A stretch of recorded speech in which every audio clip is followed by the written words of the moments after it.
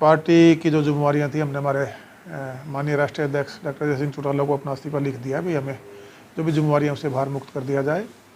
और जो समय पिछले 5 साल हमने एक साथ पार्टी में काम किया है और साथ में सरकार के सहयोगी के रूप में रियासत में जो समय काम करने का विधायक और मंत्री के रूप में मिला, परिस्थितियाँ ऐसी थी और आज की परिस्थितियाँ कुछ बदली हुई हैं।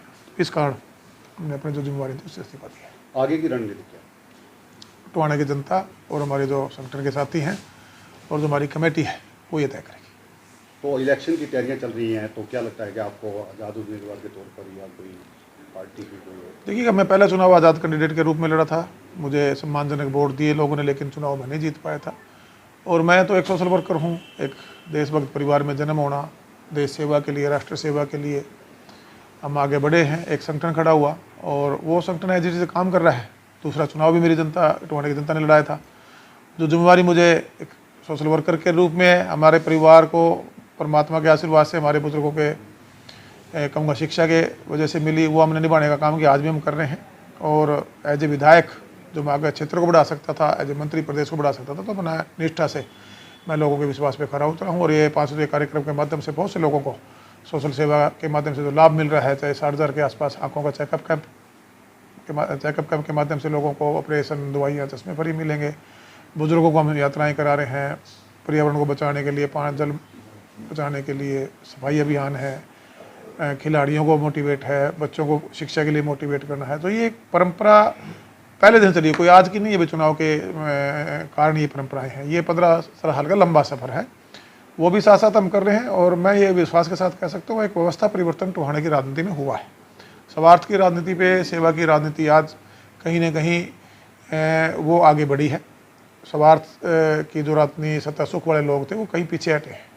और जो कार्य हमने शुरू किए डेवलपमेंट के, जनता के आशीर्वाद से आने वाले समय में अगर जनता मौका देगी तो उनको पूरा करेंगे। हमारे लिए एक पर्व, एक त्यौहार है। प्रजातांत्रिक प्रणाली में जो विश्वास रखने वाले लोग हैं हरियाणा प्रदेश के, वो 1 तारीख को वोट डालेंगे और अपनी तकदीर और तस्वीर को 4 तारीख को खुलता हुआ देखेंगे, तय करेंगे।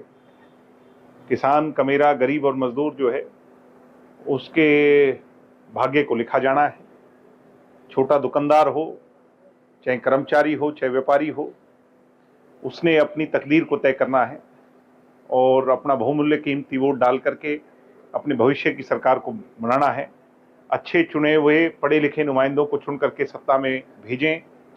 वो लोग जो वोकल होकर के आपकी आवाज़ को, आपकी बातों को चंडीगढ़ के अंदर उठा सकें।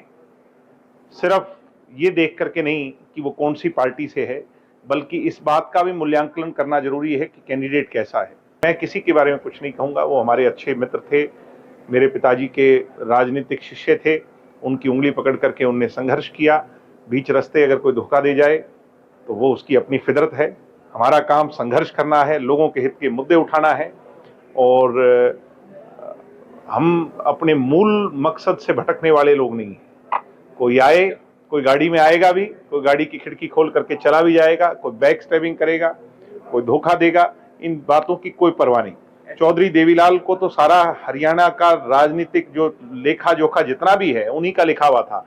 और मेरे हिसाब से बहुत कम ही ऐसे लोग होंगे, उनके 9 रत्नों में से भी आधे रत्न उनको धोखा दे करके चले गए थे। तो जिनका आपने नाम लिया तो उनके विचारों की उनके सामने क्या वो है। मगर मैं इतना ही कहूँगा कि जो जहाँ जाए उसको शुभकामनाएं।